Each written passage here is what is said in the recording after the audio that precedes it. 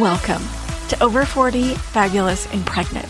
I am your host, Jamie Massey, and you're listening to episode 100. That's right, we made it to episode 100. And if you're looking for pregnancy stories of women over 40, you've come to the right place. And today on the show, because it's episode 100, we have a special one. We started off with episode 70 with the donor egg roundtable discussion. And then episode 80 and 81 is the IVF over 40 roundtable discussion. And then episode 90 is pregnancy loss over 40 roundtable discussion.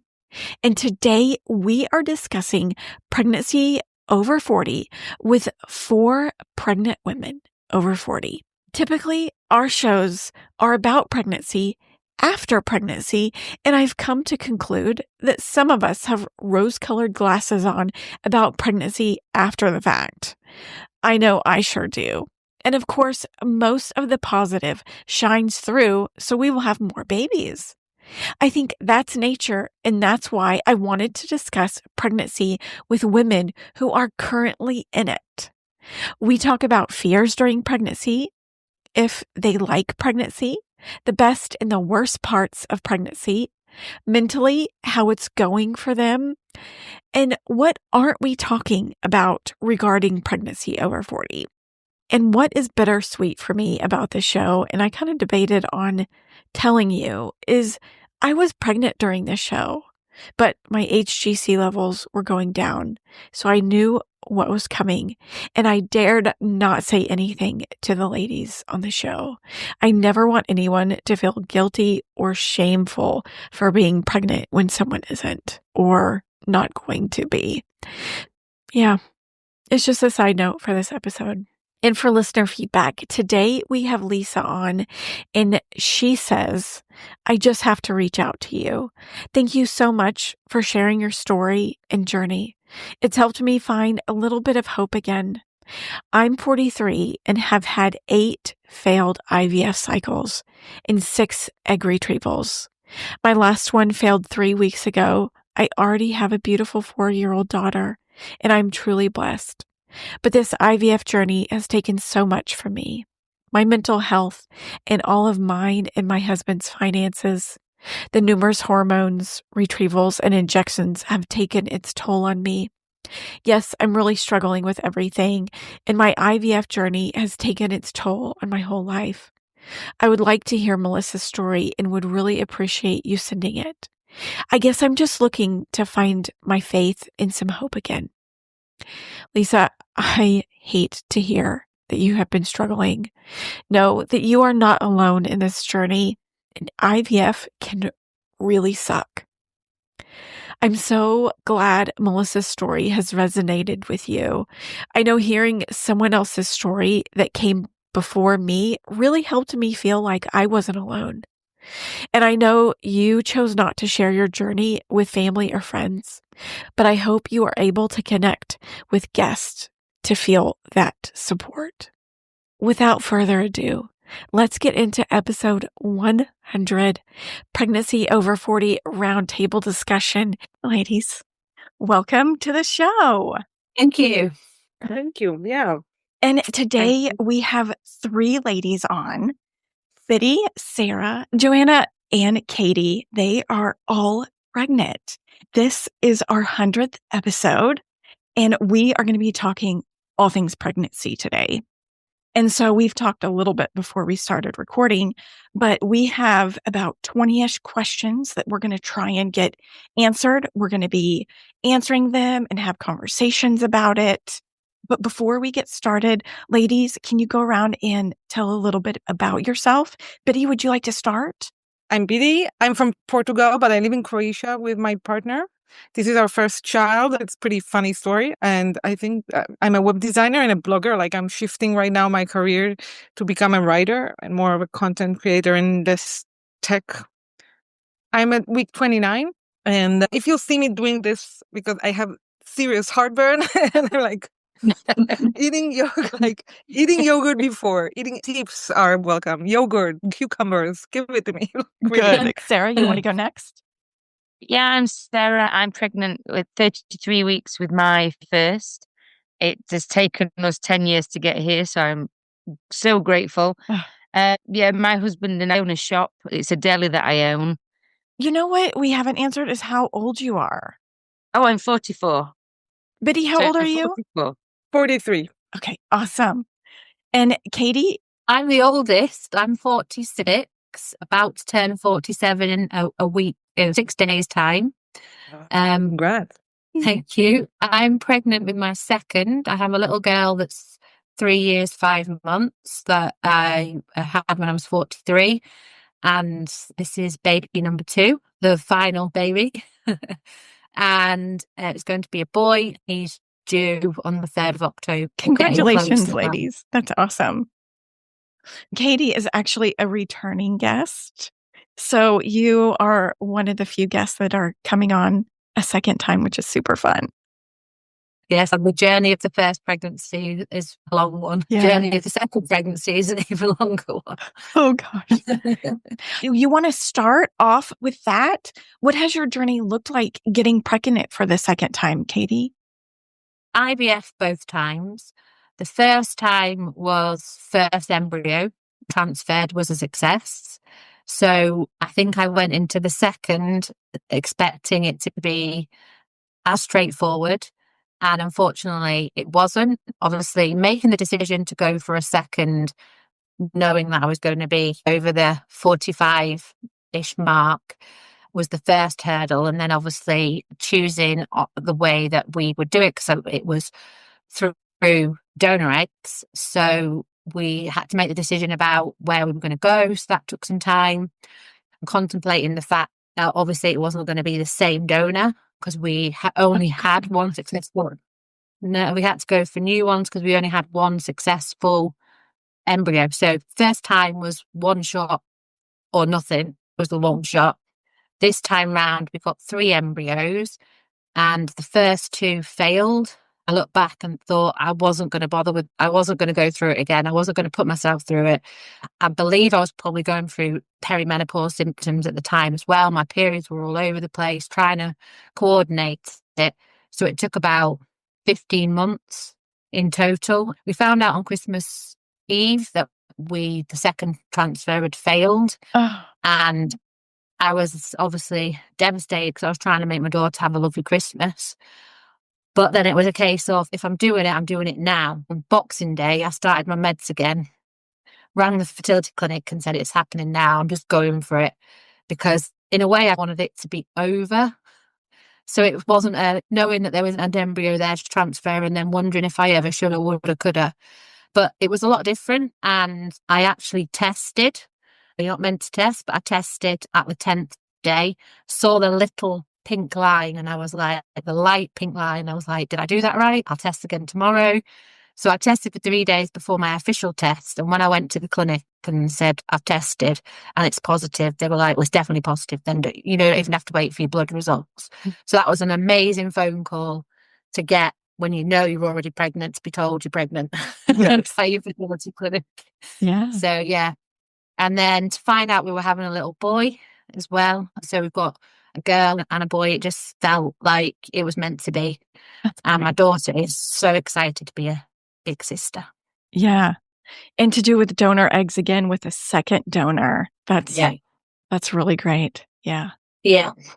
Joanna, welcome to the show. Hi, how are you guys? Good. Hello. Would you like to tell us a little bit about yourself? Joanne Wilson's the name, and I'm calling in from South Florida in an area called Hollywood, and I'm 44 and 6 months pregnant. Wonderful. And is this your first child also? Yes. Awesome. So everybody, this is your first child except for Katie. Congratulations. Thank you. Sarah, would you like to tell us how your journey looked getting pregnant? Yeah, so it was 10 years. It was unexplained infertility for 8 of those years and not really very helpful from the UK medical board. Then we had COVID within that time, so all our clinics were shut down. And then when we got back into things reopening, and such. I'd missed the deadline for NHS IVF because they cut us off at 42. So we decided to go private. We tried one round with my own eggs, which was unsuccessful. It was chemical. And then we decided that we would do donor eggs. And we had 4 viable embryos. The first 2 failed, and then this is the third. And thankfully, has taken so well. Touch wood. This has just been a wild ride to get here. My smile says it all now, but trust me, I've been sat rocking, crying as well at times, as we all know. It's a very hard journey. Yeah, congratulations again. Lucky number 3. Yeah. Bidi, what about you? What was your journey like to pregnancy? Okay, it's weird. I was in a long distance relationship with my partner for 3 years. He's 57 now. He has his birthday in July. And we were on and off for several years because I was a digital nomad for many years and I was traveling and coming back and forth. He's Croatian. And then we said, okay, let's move in together. And I'm 43. We moved in last Christmas. We just never did anything. We just old-fashioned way. And my birthday in February, I turned 43. And I was late. And I was like, okay, maybe because we were looking at it, we never even talked about it. And it was like, he's 57, I'm 43. It's like the end of the road. I'm okay with not having kids. I climbed the Kilimanjaro. I did some crazy stuff. I was a digital nomad. I was prepared for not having kids in my life. And I'm old-fashioned way. It took us like, I don't know, like 2 months of just having, can I say sex? Sure, yeah. On the air, you know. That's awesome. Only 2 months. Wow. Yeah, I know. Yeah, I arrived the day before Christmas, and in February and end of February, I was late. And that's it. Wow. Johanna, what about you? I'm on the other end of that spectrum. It's been a 15-year journey. And after just 15 years of believing and not losing hope and trusting God, it's been finally, this was the time. Interestingly enough, I never got a diagnosis from any doctor saying I was infertile. It just wasn't happening. Tried all kinds of procedures from IUIs. I even did like a massage thing where this random local naturalist came and did this massage in that area, and it was just like, okay, we're gonna do that, from like medical to holistic to natural. And then finally IBS was the last stop, and we tried many years to avoid that. IVF just seems like the extreme, and so we went there finally. And so the first time we did IVF, they offered different packages and things like that. And so I was like, all right, we're just going to go ahead and get the single package because it's going to be a one-shot deal and we're done. Mm-hmm. And I'm like, of course it's going to work. And so we did that. We got that one-shot deal and thought everything was all good until it wasn't. Did not work. Devastated, spent all that money, insurance didn't cover it, all that.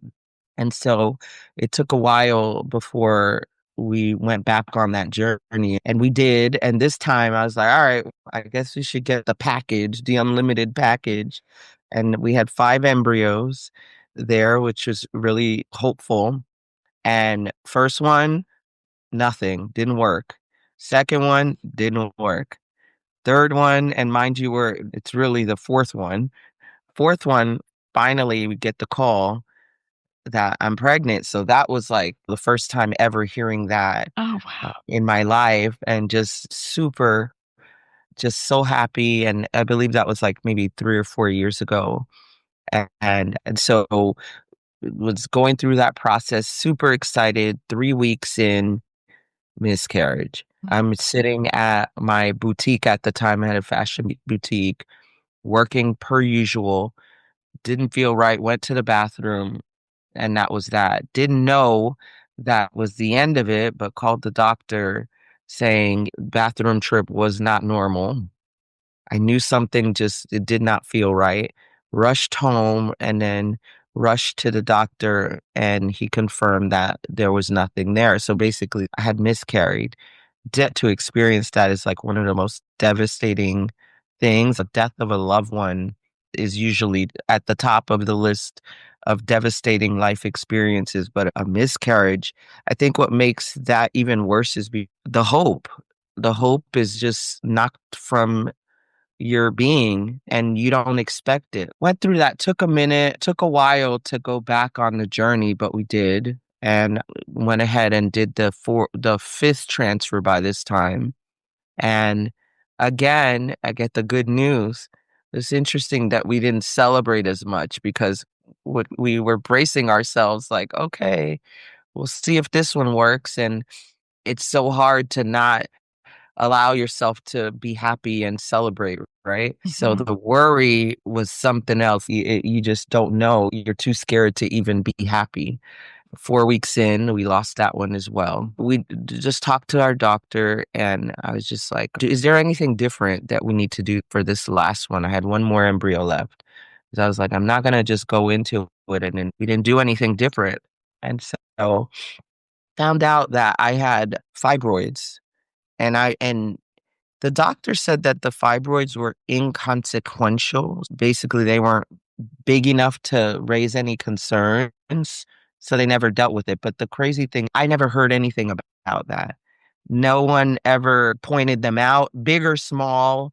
This is the first time I'm ever hearing about fibroid. I'm like, what? I think it would have been great to know that so that I could Right. have made a decision. Yeah. So what And happened? I told him, take them out. I want them removed. We're not gonna do this transfer again while with these fibroids. So I did. I got a myectomy and removed them. It was about 4 of them, and then waited for the healing process, probably about a year. And then we did the final embryo transfer. And this is the one that I'm 6 months pregnant now. It's farthest we've ever gotten. Wow. Um, Lucky number 6. number 6, and it's just been a beautiful pregnancy so far. And at 44, I'm thinking, how could this be so good? And every day I'm bracing myself. I'm like, is this going to be like this? Because it's just been such a blessing. Yeah. Now you waited a year to heal. Was that the doctor's recommendation or was that what you wanted to do? It was me. And there's a healing process. So the healing process is 6 months, but also I had to prepare my heart spiritually. And so it was like, when God says, yes, this is the time, that's just when it happened. That's awesome. I feel like once we're not pregnant anymore, once we give birth, we have rose-colored glasses on about the pregnancy. So tell me, do you like being pregnant? I am confused. I don't know if I like it or not. Yeah, that's I okay. know I had a miracle. Like everybody I was talking to about was like, are you for real? The doctor were in shock because I thought I'm going to check for perimenopause. Okay. I went because I was late. And ever since it was pretty easygoing. Like aside from mild symptoms, no nausea. I gained weight, not too much. I'm still very active. I do a lot of sports. So physically, I'm really healthy. Mentally, I've lost my identity. I don't know who I am anymore. And my brain is an omelette. I don't know who I am anymore. I don't know what will. I'm like, it's like I'm standing in front of a cliff, in front of a black. This is my first child, so a black valley in front of me that I don't know what will happen. I don't know who I am. How will I be? I didn't like. I'm looking at you girls, and I'm like excited. I'm excited with you, but I never had that excitement. Like I'm like, yeah, sure, let's go. I don't know, an adventure. Yeah. I'm quite in shock. I have to tell you, like I have to admit. So I was the I don't same know. way. I spent the whole pregnancy just not really positive I was going to get there. So I understand that completely. What I love hearing her, because Yeah, one it's so minute, honest. right? And she's talking about climbing Mount Kilimanjaro. And Yeah. this is the thing that is scary or surprising. That's such a funny contrast or Well, an experience. I was a solo female traveler for 6 years on my own in East Africa, in South America, in Central Asia, in places that are not so commonly turreted, some are very turreted. That was courageous. This now, I don't know how to cope with it even. I don't know. But everybody's so proud of my partner. If you want to ask me something honest, if I may, it's a patriarch society. So whenever we tell people, now they see it or whatever, but before that, when we were announcing it and telling it like, oh, you go, Ivan. You're really cool because you're 57. You're the hero here. I'm here, like being pregnant. And I got the miracle beating biology, but he's the good, you knocked her up at 57. Good for you, guy. You know that. And so he's the one getting all the pat in the back and all that. And I'm like, guys, I'm what? working hard over here. Yeah. The men have to do maximum, 8 minutes of work. Yeah. When it's It was IVF, good, not but even really that. Yeah. Yes. It's a couple of minutes, if that, isn't it? Yeah. Uh-huh.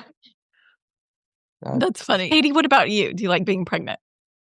Because my last pregnancy, I didn't even think about anything going wrong. From the minute I was pregnant, I was just like, it's happening. But this pregnancy, I did have a lead in the first few weeks.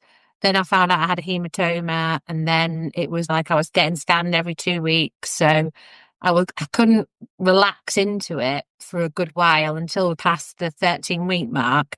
Then I started to feel a little bit more comfortable. And then I promised myself that I was going to enjoy this pregnancy more, and then I take some time out with just me and him and talk to him and all of that. And it just hasn't happened. I think it's harder when you've got a 3-year-old that also needs your attention. When I was looking at for the photos to send, I was like, not only is there very few photos of us three as a family, there's also very few photos of me pregnant. So I'm like, I need to take some photos for the last 3 weeks of my pregnancy, because I've been taking like shots that are showing the development, but obviously not ones I can share on Instagram. So I was like, I haven't done what I said I was going to do and actually enjoy it more, because I know that this is the last one and I'm lucky to be here again. I wanted to put a lot more effort into it, but it's been a completely different pregnancy. And like now at the later stages, I'm getting the Braxton Hicks, or Branston Hicks, as my daughter calls them. I've been in and out of the maternity assessment centre last week with worries that I was in early labour. He hadn't turned, now he has turned. So he's really putting me through the ringer. So it's more of the worry now coming towards the end stage. I know I'm at a good place, but then obviously there's the issues around the birth. So it's a bit more stressful, I think. Yeah. Than I wanted it to be. I had very good visions of it being a dream, listening to music and rubbing my belly, and that's just not happened. Joanna, what about you? Do you like being pregnant? I do. The first 3.5 months were very unexpected, though, because a doctor put me on bed rest. And interestingly, my IVF doctor did not suggest that, but I was also going to another doctor who she does Chinese medicine and things like that. So she put me on the bed rest, and I decided to listen to her just because I'd been listening to the IVF doctor for all these other ones. So 3.5 months in bed sounds nice, or for a person like that was a nightmare. But I did end up writing a book about my experience. So that was really nice. And for the months when I was out of quarantine, it's been great. I feel great. And I will say this, I feel sexy. I like that. I hope that doesn't go away. My husband's really loving it and probably contributing to how I feel about myself. That's my honest to God truth. I feel like my skin is softer. People are super nice and everybody wants to do everything for you. And I'm like, Bring it. okay. And I'm very independent, but it is nice to have people open doors and carry stuff for you all the time. Yeah. I commend you for writing a book. Like, how productive of you to be on bed rest and write a book at the same time. The funny thing is that the book is about rest, and the book is about my laying down my usual desire and need to be productive. So that's the funny thing. So even as I was writing it, and I didn't intend to even make it a book for anyone to even, not even a book. It was really journaling. It's all about Sabbath rest and my story of pregnancy woven throughout it. Oh, that's And great. I love that. Sarah, what about you? Do you like being pregnant? Absolutely love it.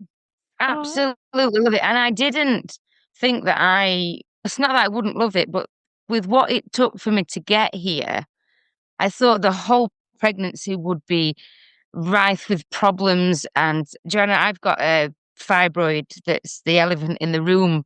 It's on the back wall of my womb and it's the size of a grapefruit. They couldn't, by the time they found it, it was a full hysterectomy if I wanted to get rid of it. They couldn't wow. remove it without too big a risk to my life. Because I wasn't done at that point with the IVF, we just said we just have to go with it and see what happens.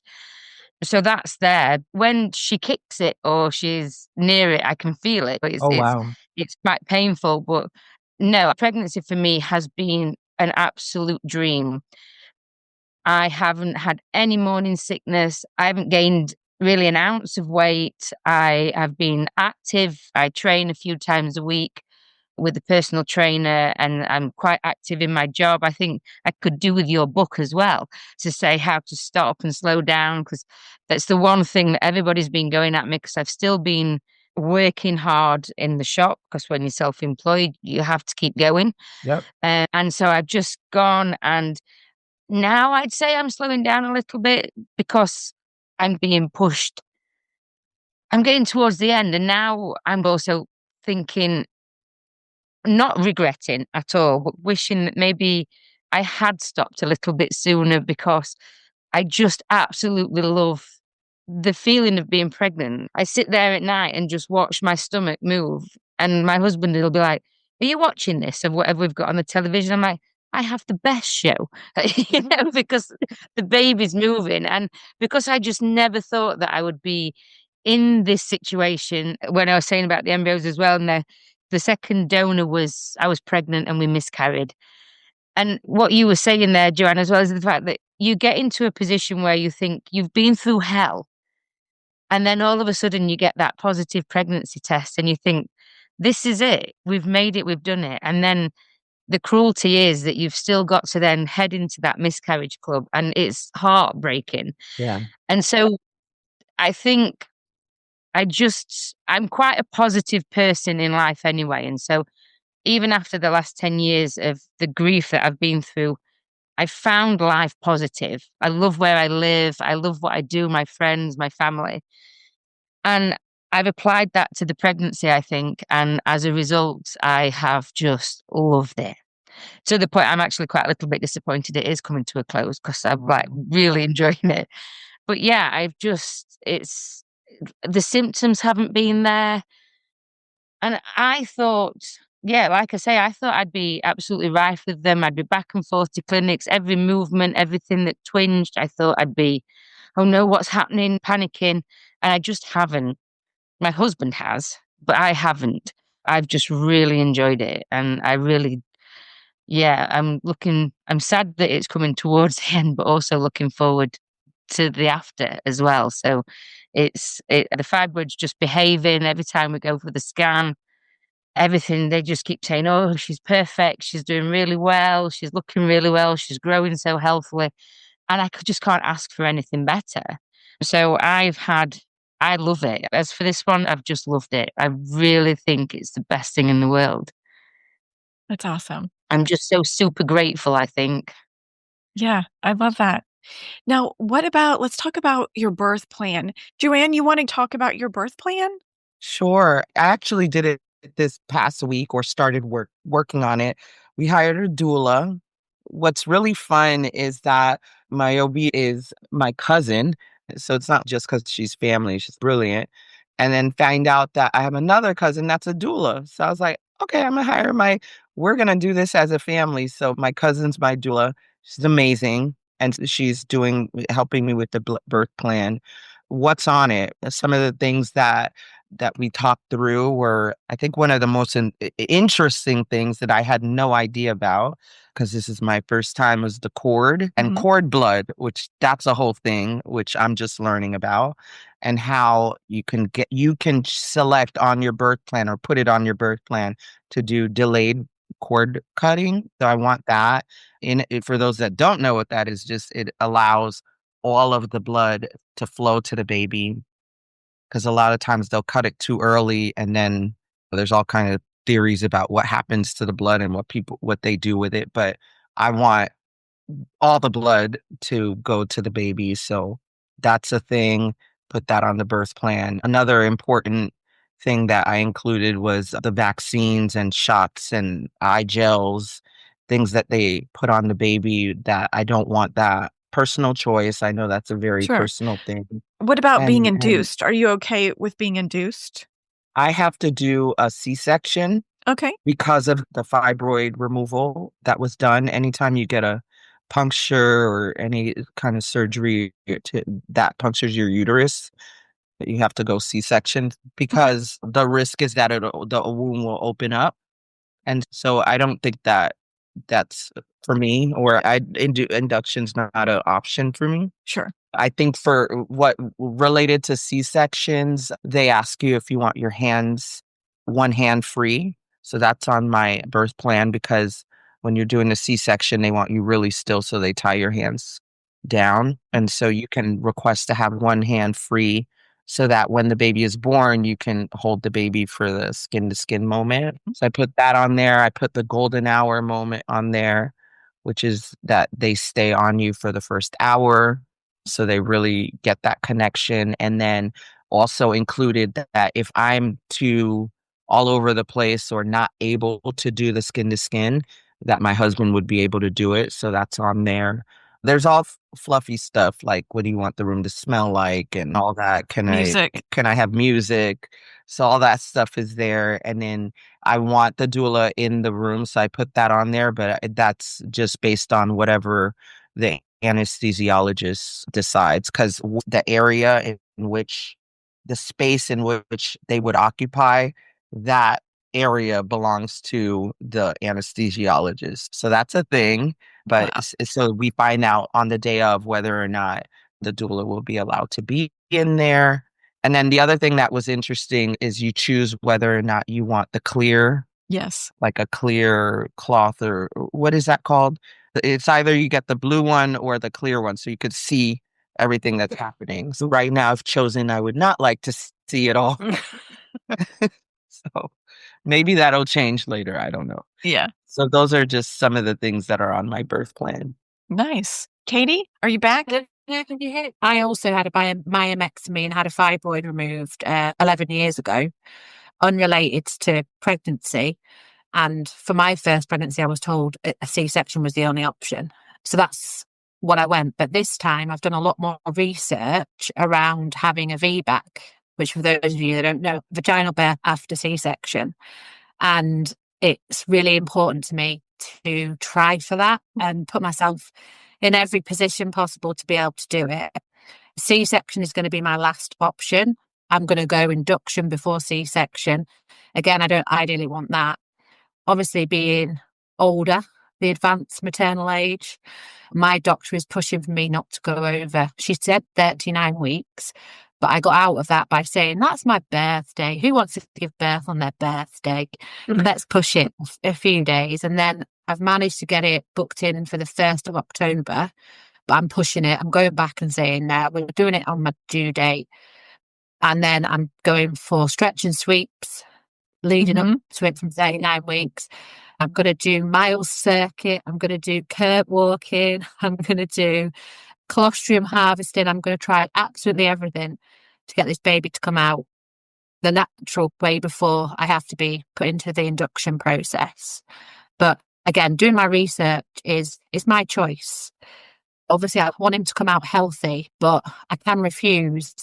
And a friend of mine who's pregnant in her 40s as well has just said, you decide. If you feel happy to go over the 40 weeks and just keep trying for the spontaneous birth, then that's what you tell them. That's your choice. Obviously, medical professionals are going to tell you the risks, but the risks are only ever like very small. And when they say the risk doubles, they mean it goes from 1% to 2%. But, they don't tell you the full truth about it. And I've joined a VBAC group on Facebook, and I'm hearing all these amazing VBAC stories. So that's what I'm trying to manifest for myself.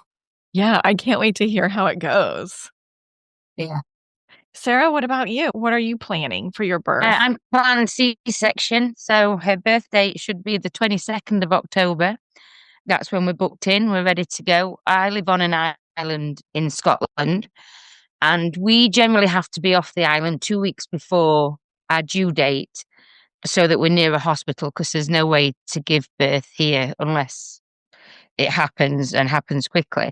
So I need to be off the island on the 15th. I'll go and stay in an Airbnb, and then my C-section's booked for the 22nd.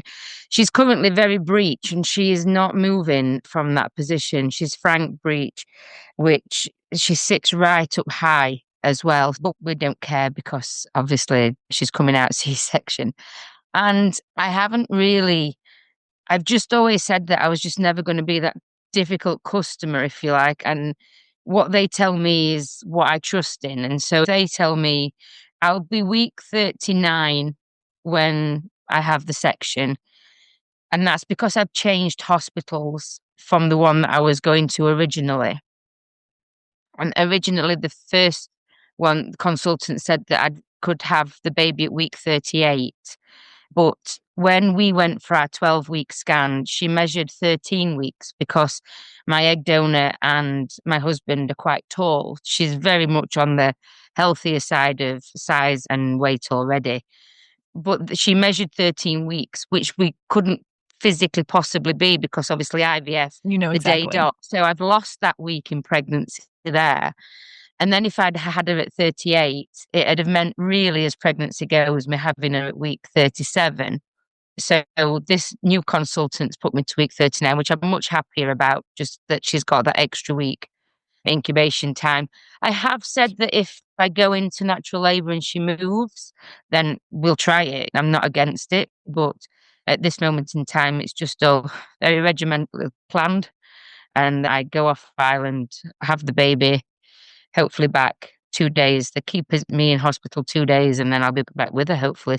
Yeah, I said about music in the room. My music taste is so wide that I'm not going to know what I want to listen to on the day. So I'm like, maybe not for music and stuff like that. And obviously it's a spinal that I'll get rather than an epidural to numb the area. And thankfully, because the fibroid's not in the way, they can just go straight in. They don't envisage any problems. So that's just what we're doing. So that's just what it's going to be.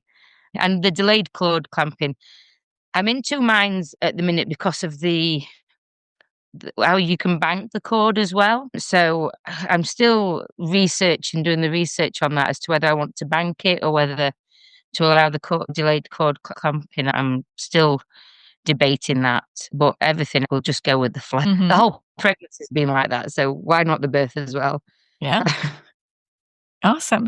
Bidi, why don't you tell us what your birth plan is like? I've been researching. I also haven't had a decision about the cord. I've been reading about it. I'm asking myself, a friend of mine told me, listen, and she has a 2-year-old toddler, so she still remembers. She said, you plan whatever you plan. I planned on bringing incense and stuff and music, and then I had an emergency C-section and whatever. And so plan whatever you plan, and then reality will hit in your face or something like that. So, but my aim is to do it as natural as possible. I do a lot of mobility exercises and eating dates and whatever, trying to stay as healthy as possible on the one hand. I was researching about if I can bring food or not to the delivery room because I'm thinking about, too, this is like 5-6 hours work. I'll be hungry. And basically, my main concern is the fact that, as I mentioned earlier, I moved here to Croatia. I speak the language pretty basic, and I'm worried that the nurses and the midwives and the people around me don't speak English well.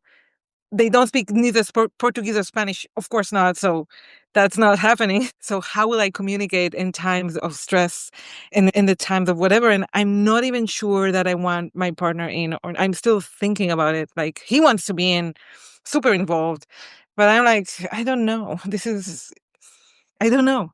This is scary because I read a lot about it. This is going to be smelly and hardcore and with a lot of fluids and a lot of drama and a lot of... What an interesting problem to have that language barrier. it makes you wonder, because you're all going to the place that you will communicate with the people that, with the service providers and the midwives and the nurses and the doctors. And I'm like barely communicating. I communicate pretty basic with my own doctor today, with my own OB/GYN. Wow. A lot of Google Translate. Oh, I could just picture you having super quick births. I hope. Yeah. Crossing my fingers. Yeah.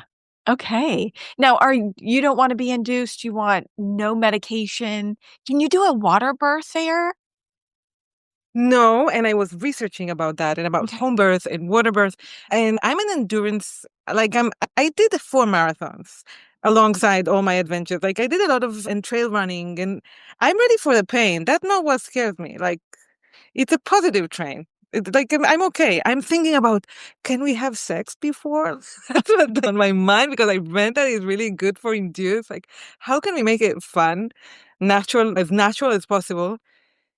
And my main concern is that I'm talking to you right now, and then reality will hit in my face, and God knows what will happen. And I'm like, and no, I prefer to avoid drugs and as much as possible. Yeah. I hope you get that, because that's exactly what I want to do. Okay. What do we like least about pregnancy? What are your troubles? Who wants to start with this? Joanne, do you want to start with that one? Sure. What do I like least is the not knowing. So I always love going to my visits because I'm like, all right, I got to quiet all of my worries. So not knowing, is the baby okay? Is the baby even like growing? I'm 6 months in, and I feel like I look at other people that are as far along or even less than 5 months or whatever, and they're showing. I'm showing a little bit, so I feel like the bump isn't bumping enough, and so it makes me question if everything is okay. I remember one time I had a day where, like, the thoughts were just spiraling out of control and going to the negative places, which I'm not usually like that, but I just started thinking about the worst and just throughout the day. And then I felt a nudging to just sit down. And so I sat and I laid on the couch. This was probably about 5 months in. So I lay down on the couch, and then just within a few minutes, then I feel a pushing on my stomach. And that was the first time I ever felt the baby move. Ah, And when I tell you, of course, I start sobbing and just thanking God that everything is okay. It was almost like that was the moment, because I spent the whole day worrying and just picturing just the worst. And it was like that moment was just for me to calm down and say, let me know that everything was okay.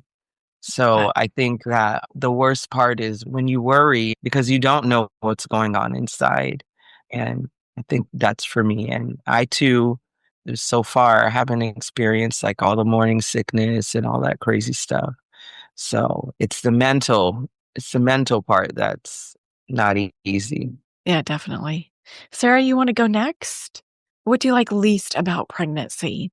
Probably the heartburn. If I've had one symptom, and because she sits so far up, there was a point around 6.5 to 7 months, I could only have one meal a day. I couldn't get anything more in because she just sat there and just pushed everything. And my pop rennies, like, they're just sweets. They're the main food source at the minute. But yeah, I'd say that's the only thing.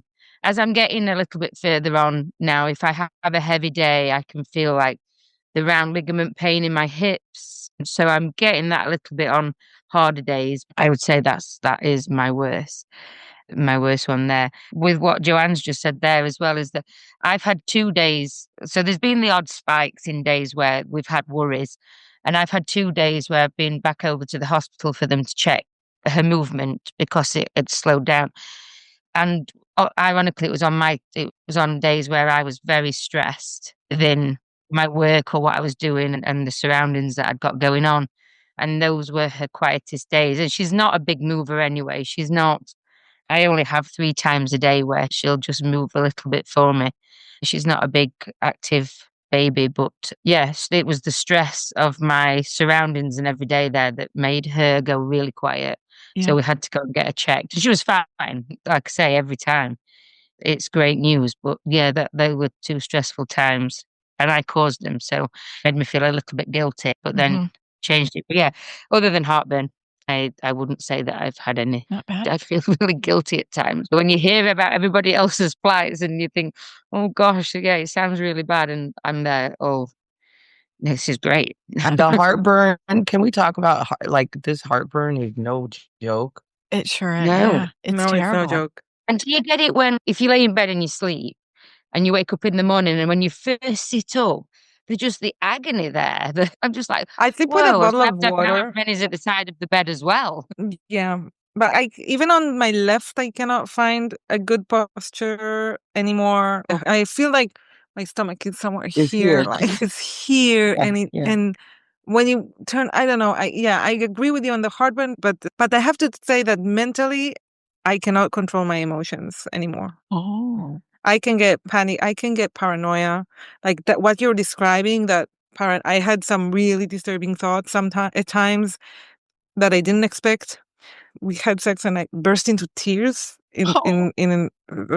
after an I can't like after an I don't know after an orgasm. I know it sounds weird. Sometimes I'm like wake up in the mornings super motivated, super happy, and an hour later I'm like, oh, I hate my life. I hate myself. I think I'm like physically I'm okay, but mentally, because I work out less than before, I don't run anymore because they told me like I should not do 10Ks and long distance running, which I used to do.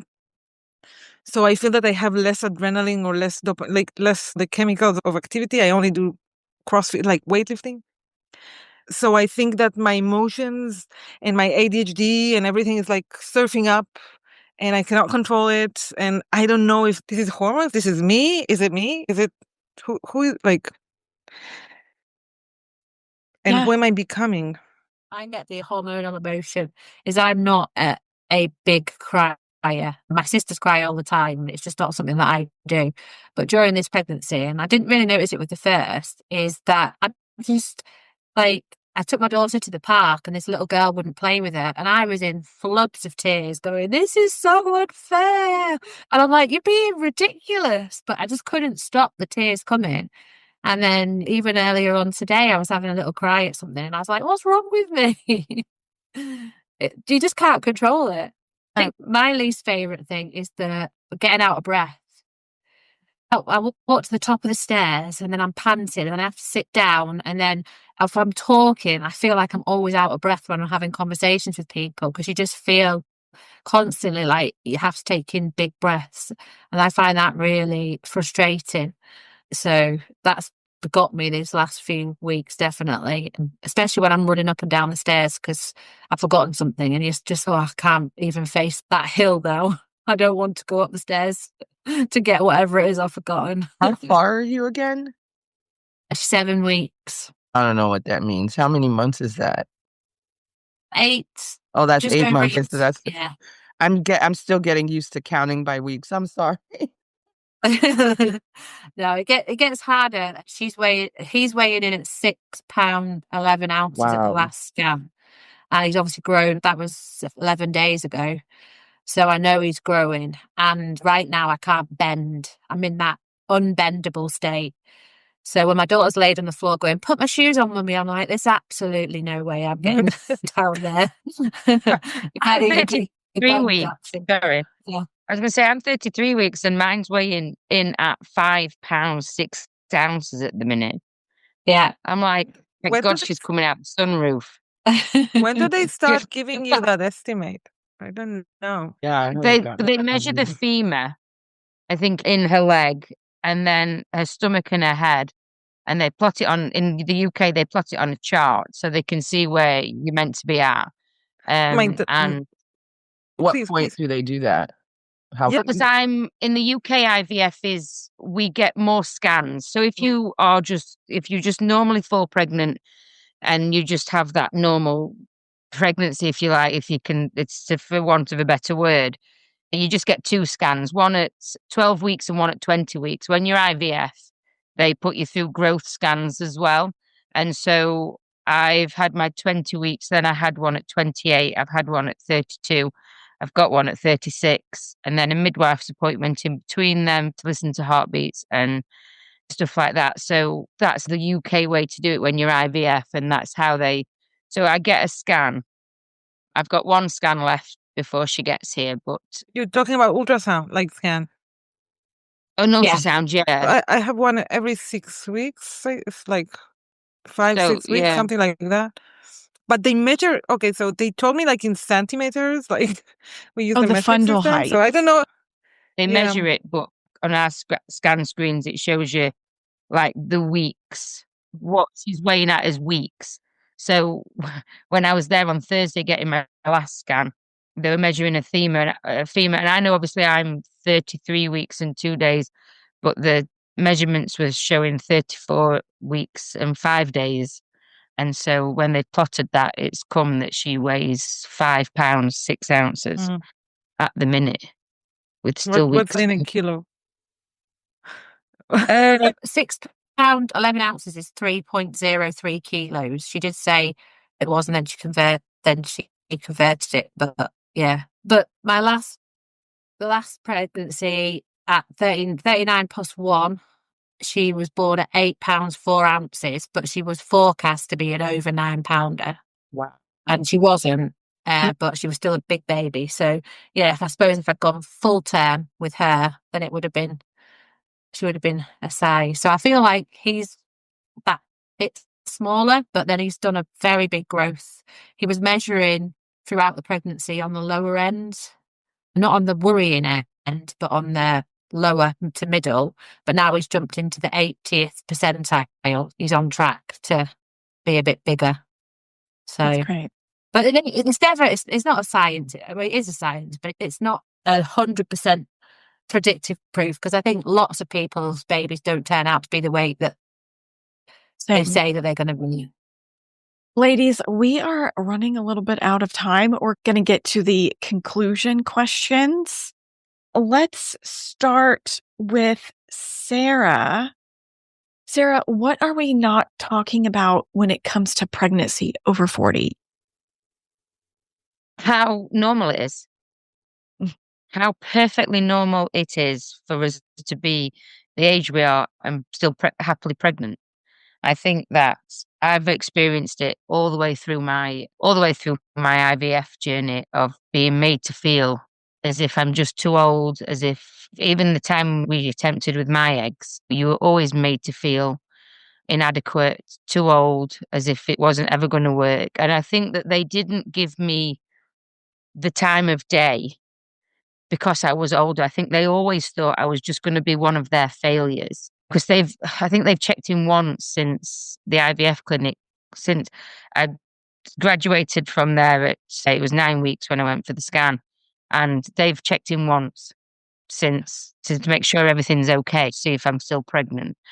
And I just think that they always thought I was going to be a failure. And so for that, I think that in a society now where we are getting older and waiting to have children, and some of us not even given the choice, it's not like I was there through choice at that age. We're not talking about the fact that it's perfectly normal now for us to be happy, healthy, and have healthy babies. Katie, what do you think we aren't talking about? Yeah, so I think when you do any research for how many women are getting pregnant over in their 40s, there's not really a lot that you can find. It was quite interesting when I went to the hospital, because obviously I knew that I'm going to be 40 since giving birth at 47. I obviously never expected to be that far along, but I was talking to the sonographer. I couldn't get that word out.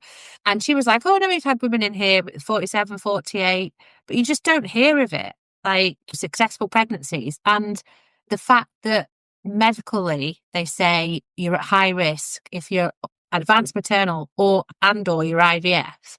But I was in the hospital I've been in the hospital once during this pregnancy, and I've had no real big problems in the later part of it. And then I'm sat next to women who are telling me that they're 26, 27, and they're having all these problems, gestational diabetes, blood not flowing correctly, but they're going to be allowed to go natural, and they're going to be allowed to see how it all pans out. And it's just, I suppose it's a bit of a hypocritical way to look at it, and I think the medical profession do need to get more on board with it. The midwife has been really great in saying it's your pregnancy.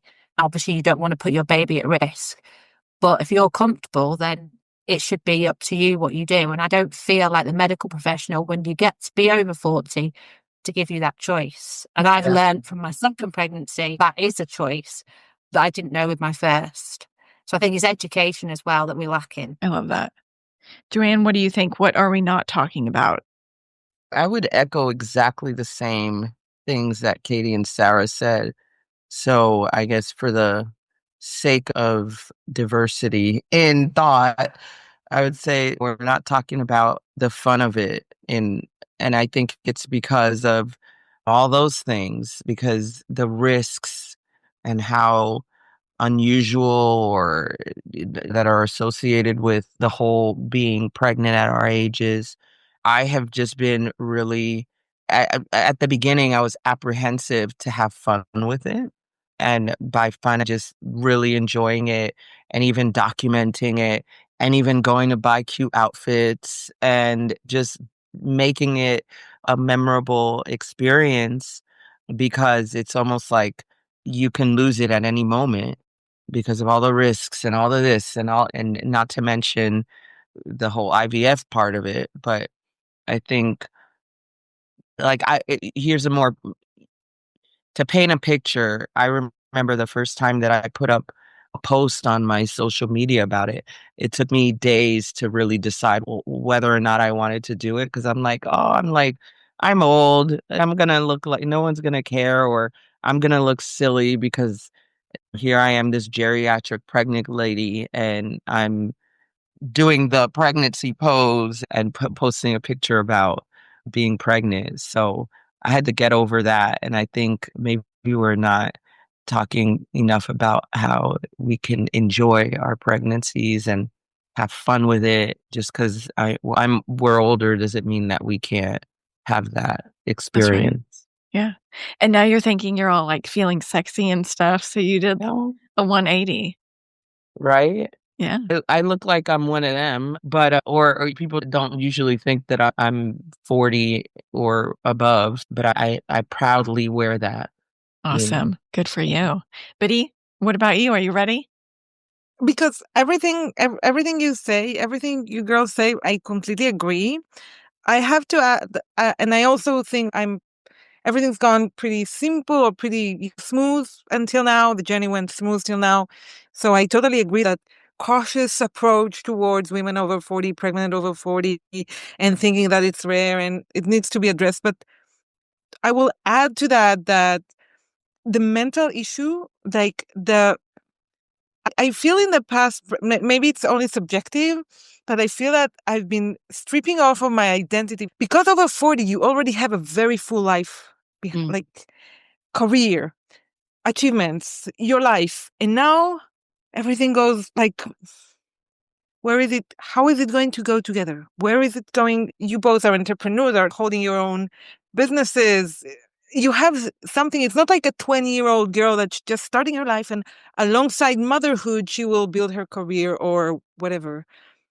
And this is something that I think that is not being addressed enough.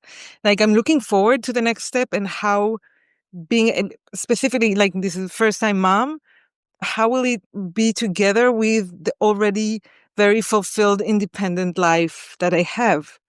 And so that's my opinion on that. I love that. Yeah, that's perfect. So our next question is, how do you think pregnancy is different over 40? Katie, you want to start with that one? I mean, I suppose I was never pregnant before 40. So I think it's more about how you perceive other people feel towards women that are pregnant over 40 rather than them actually necessarily perceiving that.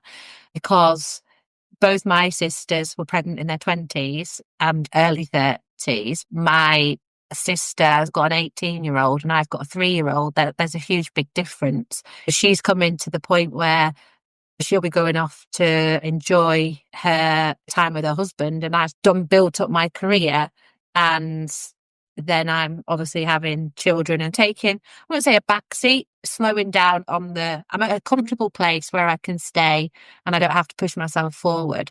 But I think that's probably the positive, I think, of being pregnant in your 40s. You know who you are. You know what you're about. And not that you've had all your life experiences, because of course you haven't. You're not worried about as much about what other people are doing and what you're missing out on and what you're going to have to give up. The nights out, the socializing, all that kind of stuff isn't the same when you're in your 40s and you're settled. And so I think that makes it easier. And I think as well, patience. I saw how my friends and my siblings were with their kids, and it's always what are they giving up, a bit of stress about what they're giving up for the children and things like that. Whereas I don't think I feel that, and I haven't felt that with my first child. It is all about her. It is all going to all be about them. I'll always come second into it now, and I'm okay with that. That's great. Johanne, what about you? How do you think pregnancy is different in your 40s? By the way, I have an adopted daughter, so I do have Oh, that. wonderful. Yeah, so she's 15 now, and we adopted her at 4. So I do have motherhood under the belt. I think just being it's not so much for me an over 40 thing, it's just being pregnant. My thought of how that's different, I'm looking at it from being a motherhood through adoption versus this. Yeah. And I feel what's been different with that is the experience from the beginning. And sometimes I think about how it's going to be different that you get to start from scratch in a way, raising a child, and how different that will be. Yeah, I don't know what's different. Yeah, you do know who you are, and you have a better sense of how you want your kids the kind of people that you want to raise and how you want your kids to be. I think that I live with no regret and don't feel like I'm missing out on things and compromising who I am in order for me to have a kid. And I think if I were to really put a nail in it for me, or just to nail it down as to what's different, is for me at this age, I know what I want, and I want this child. And I think that makes a difference when you are definitive about your decision. And I think that helps you move forward with certainty and without regret. And I think that flows to the baby, and that flows to the way that you parent and the way you love your child. And I'm just so grateful. I speak so much life to my womb, and I just feel like that matters and that's impactful. And I don't know that I would have had that same sensibility if I was younger. Yeah, that's great. Bidi, what about you? How do you think pregnancy is different over 40? We should celebrate our bodies. Definitely. And talking with you just reinforces that feeling, like celebrating the win, because Katie said, oh, over 40, they put you in this category of kind of like high risk, geriatric. No, girls, we are super capable, super strong, super aware, maybe even more aware of our bodies than we were in our 20s, much less feeding it with well nutrition. We know what's good for us. We know what works for us better, like what kind of movements, what kind of food, we're much more aware and much more complete with our bodies. So I think that actually it's a strength and it's a virtue that makes our pregnancies over 40 probably, I don't know, much easier or smoother. I don't know if I can use those phrases in that term, but you all described of a good journey with mild symptoms. And this is amazing. And this is part of the fact that you are mature in your, like complete with your body and not having that confusion of the 20s. I remember having in my 20s. Yeah. So I get that. Sarah, what about you? How do you think pregnancy is different over 40? Obviously, I don't have anything to compare it to other than my own life when I was 20, and it's like what everybody else has said. A 20-year-old me was far more chaotic than what the 44-year-old me is. And I think that's helped with the pregnancy, just with the whole laid back attitude of it.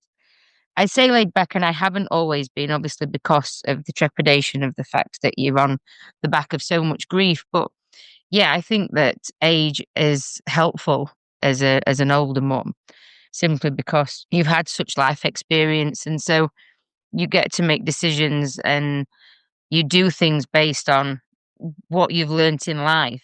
And so, yeah, you are a bit more laid back to stuff, or you understand the importance, like you Bidi with the exercise. Like I say, I've not stopped training because it's important for body, healthy eating, that kind of thing. And even now, as I head into these last few weeks, I'm now in a position where I just think, I'm just going to let it take me where it takes me now. I'm not going to stress about it. I'm going to just hopefully get to the end. We're both going to be happy and healthy at the end of it. And everybody's full of advice. You doom scroll through Instagram and this sort of thing. And when the algorithm switches to babies, everybody's got a bit of advice on how to get them to sleep, how to get them to feed.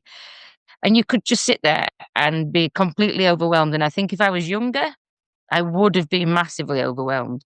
Whereas actually, I just thought, you know what? I'm just going to do it my way because I trust myself. And if I need help, I will ask, because I'm old enough to know that's maturity, that I will get that help if I need it. But other than that, I'm just going to trust myself, my older self, and just do it my way and bring my child up how I want to, or how we want to, obviously, including Andrew there. That's perfect, Sarah. Now, what advice would you give other women over 40 about pregnancy? Bidi, you want to go first? Keep yourself healthy. Treat your body like a temple. That's perfect. Sarah, what about you? What advice do you have for other women? I would just say enjoy it. Just embrace every part of it. We've waited to get to this stage. Some of us have been trying for a long time. And so to be pregnant in your 40s, there's probably a reason that you are doing it then. And so I would just say enjoy it. Just give yourself over to it and just absolutely enjoy it. That's perfect. Johanne, what about you? Be courageous about it and speak life over yourself. Because again, going to these appointments and things and everybody being really forthcoming about, or just throwing the risk factors in your face. And I get why. I think just constantly speaking life over yourself and just being positive about it, I think matters and helps with the enjoyability factor. Yeah. Katie, what about you? What advice do you have for other women? It's advocate for yourself.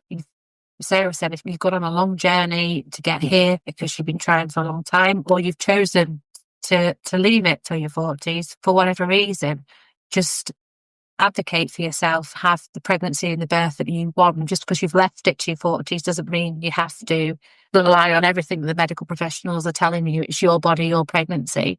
So just enjoy it. Yeah, beautiful. Good. Okay, ladies, we have fire question, just a yes or no question.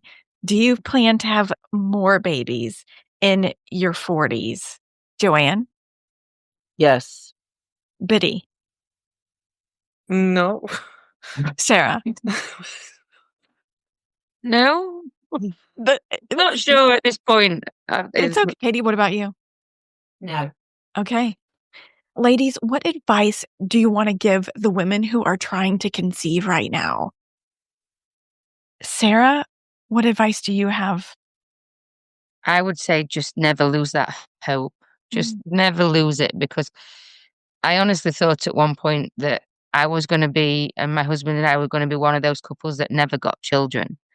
And I was okay with that. I'd accepted that.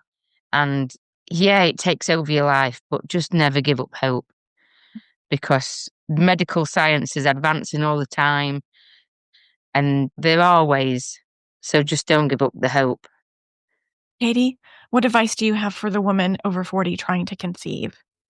Yeah, like I say, it's easy to say relax, isn't it? And don't put too much pressure on yourself and don't get stressed and don't let the journey put you down. It's easy to say when you're on the other side of it, but it really is about looking after your body, looking after your health, yourself mentally, and preparing you, because it isn't an easy journey for everyone, but it is worth it. It is worth the. But you never remember all of the bad parts. You remember a lot more of the good the further along you get, and that's what you've got to hold on to. The bad kind of will just fade away. Yeah. Bidi, what about you? What advice do you have for the woman over 40 trying to conceive? There are many ways to get to the Holy Grail. And I love that. Of course, I want to say, relax, just let it go. Don't be stressed about it. And like Katie said, she said it better than me. But I'm thinking about the fact that to get to motherhood, to get to pregnancy, to a successful pregnancy, I hear it from many women that I meet. Most of the women that I met over 40 don't have my story, have similar stories to you and then donors and IVF and treatments. And so there are many paths and trails to get to the peak of the mountain that you're aiming for, and believing that you'll find your own path in your own way. I love it. Okay, ladies, we have just a few minutes. Let's do Instagram questions. I think we're just going to have one answer each of these. So, Johanne, because you had 15 years of a journey, how do you keep the hope? I can only give credit to my faith on that, because God gave me a promise and I believed that promise and I trusted that promise. And the promise was that this will happen. I will conceive and it's going to happen at the right time, the time where it's not just going to be for you and your husband, for your family. It's going to impact many other people, which I'm seeing that in real time, and that this is bigger than just me. Not only are there's so many people who are believing for this, but they're believing for so many other things. And so this is a faith builder. And that's been what sustained me to continue to have hope for this. I know that we're going to see this thing through all the way. Love it. Now, Katie, this woman asked, should I give up naturally getting pregnant and go for donor eggs first? I think it's a personal choice, depending obviously on where you are as well. So for us, the donor supply in the UK is very limited. We actually went abroad the second time just to give us obviously more options. It's a hard decision because that biology, you always think that you've not got the biology, is it going to be different? But I would say, having experienced my first child, there is definitely an argument for nurture versus nature, because my daughter is the spit of me with her personality. She is very determined, knows her own mind, and will take no prisoners. So I think for me, I suppose how I feel about her, I don't even think about it. And other people might know and sometimes might make comments, which sometimes can be a bit hurtful. But other than that, and it's been the best decision, because obviously it helps your chances after a certain point. And I think if you want to be a mother, does it matter how you get there? That's perfect. And Sarah, if they have inflammation issues, did they change diet before transfer? Did anybody have any inflammation issues? I guess fibroids isn't really inflammation. No. What I'd say to that is for AMH levels, so for your own eggs or that sort of thing, certainly I think processed foods and things like that now are full of, when I was going through the IVF, I went through all of it with inflammation and cutting things out in chemicals with what I cleaned the house with and all that kind of thing. Foods, making sure that they weren't ultra processed and all that sort of thing. And yeah, I think that, and Bidi said as well, if your body's a temple and you're making sure that you're giving it the best shot, and if you have inflammation, there are foods that are proven to worsen that situation. And so I would, to me, the fact that I just wanted to be a mum, I threw everything at it. And so if that was the case, I would be looking, and I wouldn't be looking at Instagram or as much as influencers and such like that are great. I'd be going to the professionals. I had acupuncture and spoke to a few professionals into what to do rather than just believed what everybody told me on social media, just to make sure that I was giving it the best shot. And then you can't say, regardless of what your outcome is, that you didn't give it all, that you didn't give it everything that you could do. I'm not a doctor, obviously, but I would recommend that if there's something that can be done, we should be trying it and doing it. Yeah, that's great. One more question, rapid fire question. What is the hardest thing about pregnancy? Johanne, go. Exercise. I don't know. Katie, hardest thing about pregnancy? Acid reflux and the not being able to breathe. Bidi, what's the hardest part? Heartburn. Sarah? Heartburn. Yeah, I'm going to go heartburn as well. It's just universal. Guys, Pepsid AC. Put that stuff on. No. Wake up in the middle of the night and taking some spoons of yogurt, like really just to eat it up. I've been like stuck. We don't eat in bed or anything like that. We don't. No, I go to the kitchen and walk. No, but I mean in that I have Rennies at the side of the bed and I just wake up, roll over, put two in my mouth, chew them, and then that's it, back to sleep. Just because the heart is real. Yeah. But what I want to know then, when we've all given birth, is whether our babies are hairy. Because they say that if that's true, then I'm giving birth to Rapunzel. Well, ladies, I believe I'll have a hairy. I told my partner that if he will probably be ginger because my brother is ginger and I'm the only brunette in and I told him, listen, but I promise you it's yours. Really. Ladies, let's share where everyone can find you on the internet. Sarah, you want to go first? Yeah, so I run my Instagram through my business, which is Tobermory Stores. I share a lot more on there, but it's my business profile that I use. I do have a personal one, but I never go on it. That might change once she's here, but we'll see.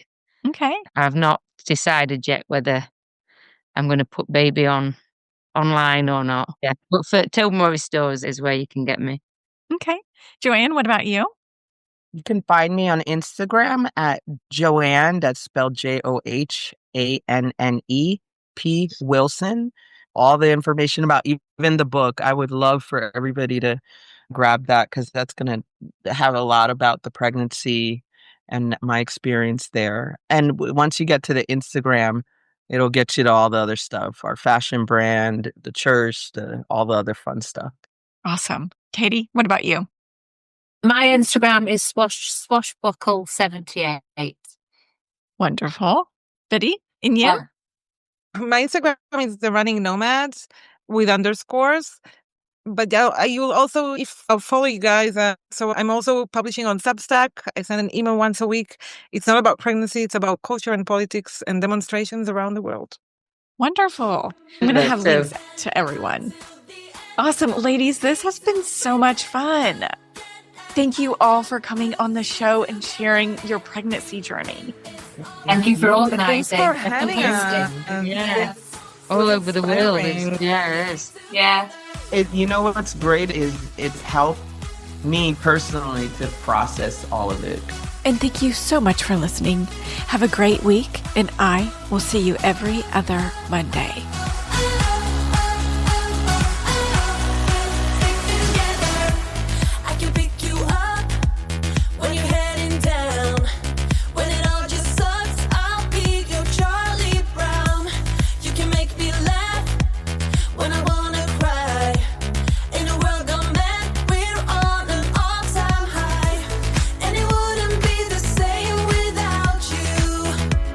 We have yet so many stupid things to